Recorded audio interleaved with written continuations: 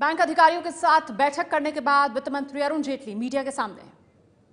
We in the political life of India have to accept that right under our nose, the people are changing as far as their habits are concerned.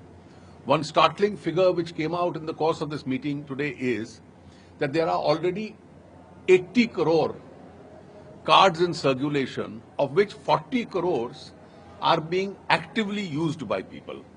And the measure of active user is judged from the user at the ATM machines itself. So contrary to what is normally commented that this is still a far cry, this is a change which was already happening, and therefore this has to be used as a great opportunity to further catalyze this change. And the object of this meeting was to appeal to the banking system and prepare them in a mission mode for expediting this entire exercise.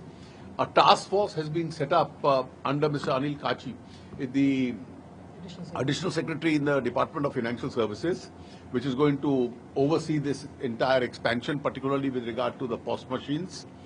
And as I indicated, the whole object of this exercise is the physical currency would shrink, but business and trade would expand.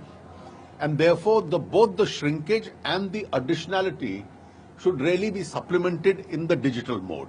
And therefore, there is an alternative methodology of doing business. This digital mode would be an add-on lubricant to trade and economic activity itself. Sir, one question. There are talks about the recalibration of the exemption window. So, are we looking at any sort of changes in the over-the-counter? Well, I think the government, in the course of the day today, because today is the 23rd, and for so today is the 24th, and the exemptions continue till tonight. And therefore, the decision which will be applicable from tonight would be communicated to you in the course of the evening. Sir, what about the exchange of cash? I think all these decisions will be formally communicated to you separately.